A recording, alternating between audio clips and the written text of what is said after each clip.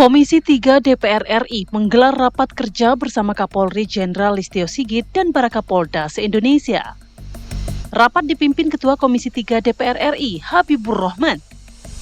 Agenda rapat ini membahas evaluasi kinerja Polri sepanjang tahun anggaran 2025. Komisi 3 juga membahas rencana kerja Polri untuk tahun anggaran 2026. Selain membahas kinerja Polri, Kapolri juga membahas wacana reposisi institusi kepolisian di bawah kementerian. Di hadapan anggota Dewan, Jenderal Listio Sigit secara eksplisit menolak gagasan penempatan Polri di bawah naungan kementerian. Menurut Jenderal Bintang 4 itu, mengubah struktur kepolisian di bawah kementerian bukan sekedar masalah administratif, melainkan risiko besar yang dapat mendegradasikan kekuatan institusi Bayangkara, kewibawaan negara, hingga posisi presiden itu sendiri. Mohon maaf, Bapak-Bapak dan Ibu-Ibu sekalian, kami tentunya institusi Polri menolak kalau sampai ada usulan Polri berada di bawah kementerian khusus.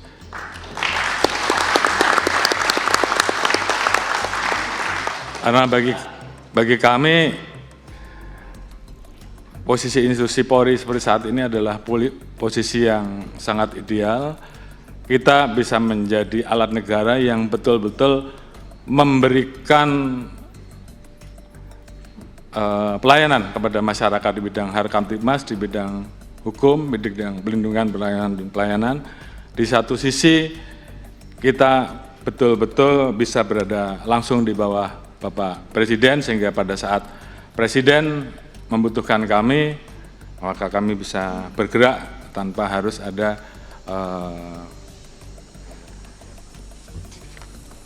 kementerian-kementerian yang kemudian tidak mau, ini menimbulkan potensi matahari kembar menurut saya.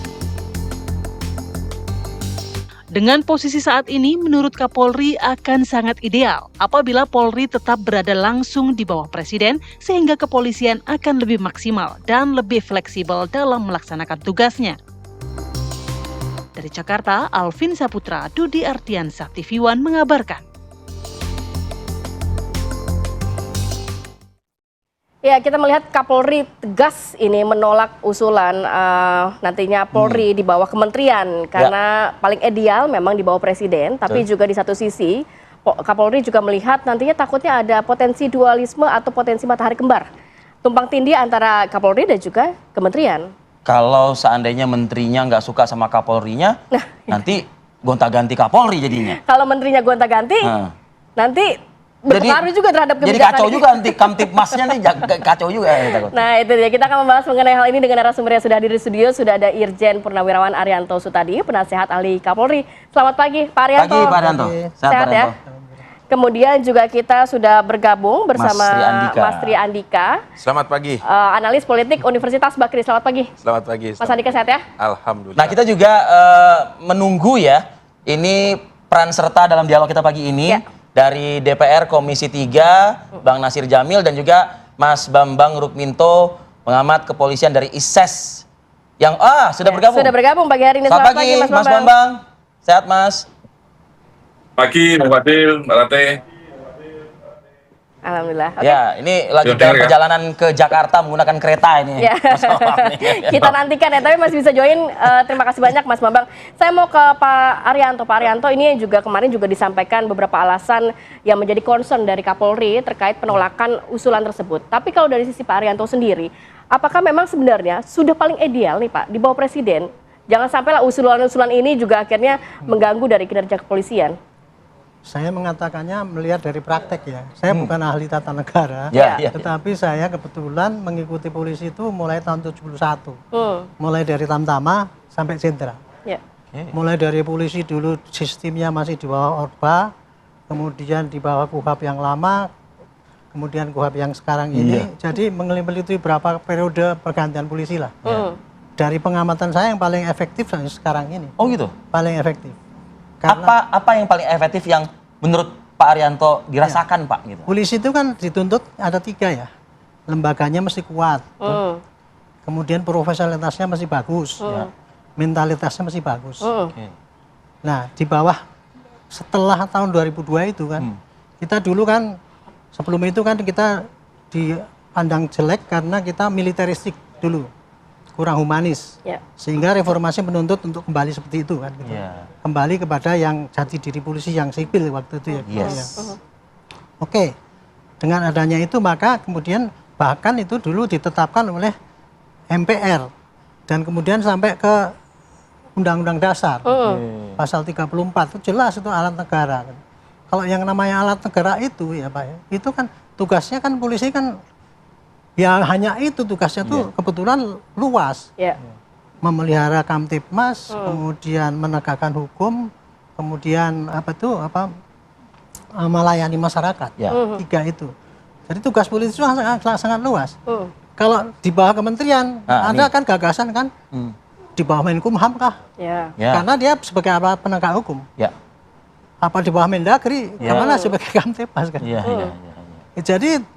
Jadi tarik ulur kan kalau di bawah menteri ini polisi pecah-pecah nggak kuat. Padahal resiko atau potensi apa sebenarnya yang paling dikhawatirkan nantinya? Pasti polisi akan lemah kalau dibikin gitu.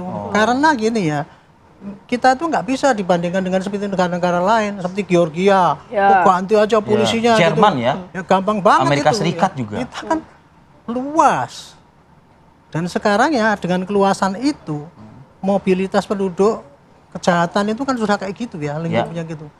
Bayangkan kalau polisinya itu masing-masing itu di bawah Pemda, kemudian ini gimana itu kerjaan itu. Jadi dari pengamatan saya selama ini, dari 3 aspek yang saya lihat itu tadi, sudah paling efektif ya sekarang seperti sekarang ini kedudukannya. Sejak dulu polisi dinasionalisasikan tahun 1 Juli ya, itu kan polisi nasional itu sudah dianggap bagus itu. Cuman memang sampai sekarang ini polisi belum sesuai dengan harapan masyarakat. Itu karena masih ada PR gitu ya Pak Ari. Karena kinerjanya yang nggak bagus.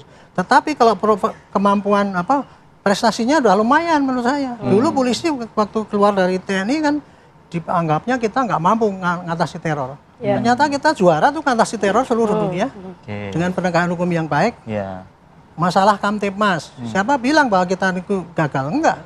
Kita Galup nomor 5 kita baik di dunia.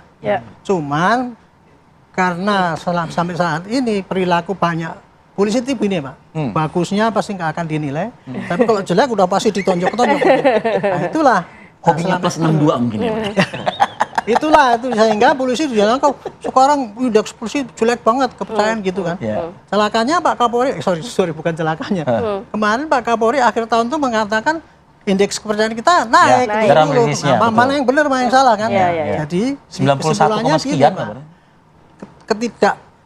kepercayaan masyarakat kemudian kurang sesuai harapannya itu bukan karena strukturnya.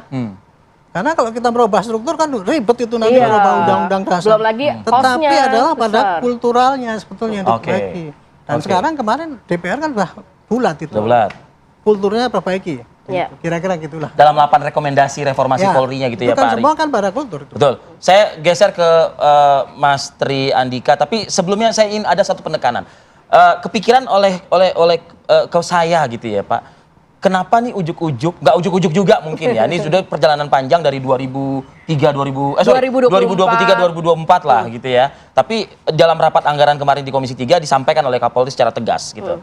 Apakah ini juga sebagai bentuk juga bahwa Kapolri ingin mengatakan merit system tetap berjalan begitu. Mengingat mungkin nih Pak, durasi jabatan Kapolri yang mungkin sudah terlalu lama dan lain sebagainya.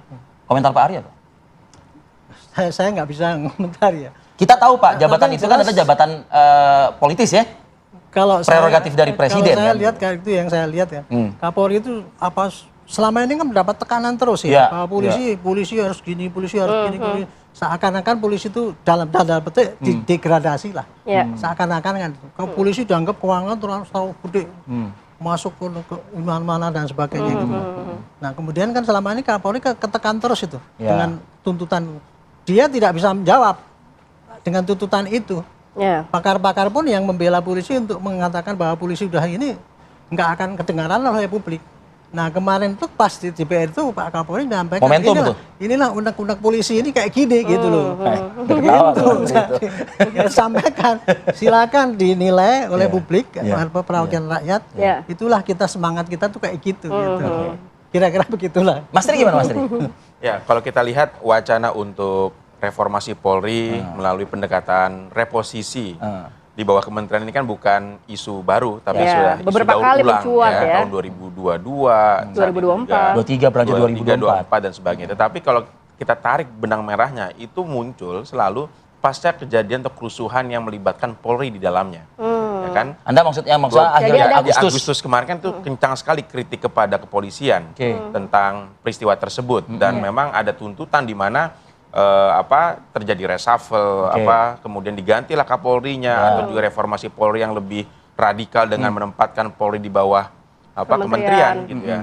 Tetapi kita lihat sebenarnya kalau itu teksnya ya, kalau saya ingin melihat ada konteksnya. Konteksnya adalah aspirasi masyarakat, evaluasi masyarakat terhadap kinerja kepolisian.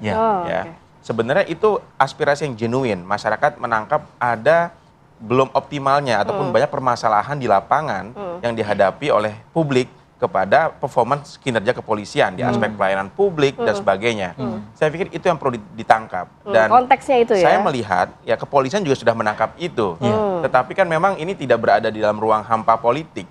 Ada semacam konteks politik yang membungkus ya evaluasi publik ini dengan cara bagaimana kalau solusinya ada menempatkan kepolisian di bawah kementerian. Tapi bahaya juga kan kalau misalnya coba-coba kan ya tentu bahaya itu juga, kosnya gitu. sangat besar sekali ya. Saya melihat bahwa ada 3 reformasi kepolisian yang memang sejak pasca reformasi itu dituntut. Pertama reformasi instrumental, pembenahan undang-undang, kedua adalah reformasi struktural ya. Ketiga adalah reformasi kultural gitu. Nah, yang 1 dan kedua ini menurut saya sudah cukup ajak lah ya, meskipun belum kulturalnya sempurna. yang belum ini ya. Kulturalnya yang belum.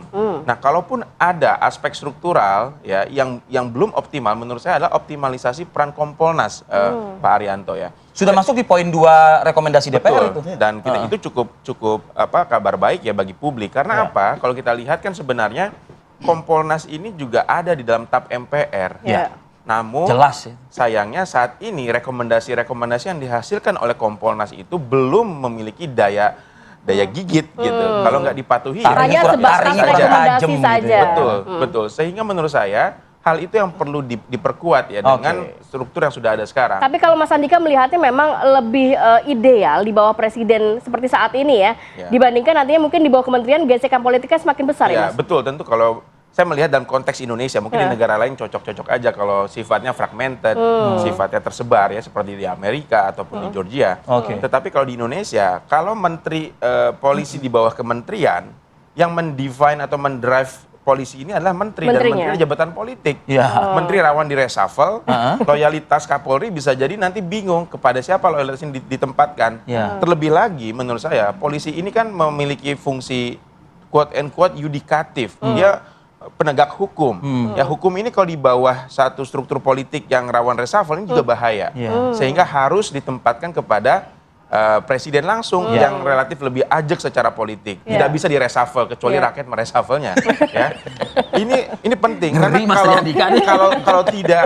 kalau tidak ditempatkan di bawah presiden, posisinya sangat rawan sekali. Dan posisi presiden yang paling kuat ya dengan sistem demokrasi kita sekarang ini. Pak Bambang, kita ke Anda, kalau melihat tadi beberapa poin yang disampaikan Mas Andika, sebenarnya sudah ada pembenahan juga di tubuh Polri, seperti tadi struktural, walaupun kulturalnya belum begitu ya. Tapi dari sisi Anda, apakah memang sebenarnya paling ideal memang di bawah presiden, karena nantinya bisa memunculkan dualisme, matahari kembar, dan lain sebagainya, dan kosnya besar juga nantinya kalau memang di bawah kementerian? Ya, kita sebenarnya harus melihat lebih terbuka ya. Konsep polisi di bawah menteri tentu tidak cocok karena pasca reformasi munculnya TAP MPR nomor 7 tahun 2000 itu sudah jelas bahwa Polri itu di bawah presiden. Artinya sudah clear kan, belum sampai, kalaupun kemudian ada perubahan di bawah di bawah kementerian ini tentu akan akan panjang gitu loh, prosesnya tentu akan panjang karena harus merubah TAP MPR lebih dulu selain merubah undang-undang Polri seperti itu. Tetapi kalau kita mencoba membuka mindset kita, kalau kita juga membandingkan dengan institusi sebelah TNI misalnya, Panglima TNI itu dipilih oleh Presiden, juga langsung di bawah Presiden, tapi ada Kementerian Pertahanan yang juga mengatur persoalan kebijakan, kemudian terkait dengan anggaran seperti itu. Upaya untuk membentuk kementerian ini bukan berarti harus Polri di bawah Kapolri di bawah menteri, tapi ini adalah upaya untuk membangun sistem yang lebih bagus. Karena kalau saya melihat bahwa problem keamanan ini tidak bisa direduksi hanya menjadi persoalan kepolisian saja. Keamanan itu sangat kompleks sekali gitu loh. Kalau kita lihat institusi yang terkait dengan keamanan di negara ini sangat banyak gitu loh. Dan semuanya memang kalau saat ini semuanya aktor utamanya, alat utamanya adalah kepolisian, tetapi masing-masing ini masuk dalam kementerian-kementerian seperti itu. Misalnya badan terkait dengan obat dan makanan, kemudian Bakamla, BNN, BNPT, yang semuanya adalah lembaga-lembaga sipil yang seharusnya ada kementerian yang mengkoordinasinya seperti itu, Arif, Melati. Oke. Coba saya ke Pak Arianto. Pak Arianto tadi dikatakan poinnya adalah sebenarnya untuk beberapa badan seperti BPOM, BNN, dan lain harus ada naungan di bawah kementerian. Berbicara mengenai keamanan sendiri cukup luas, kompleks tadi dikatakan oleh Pak Bambang. Ya, tapi dijawab nanti Pak Ari, boleh? Kita jeda dulu ya. Kita minum teh dulu Pak Ari ya, saat lagi tetap bersama kami.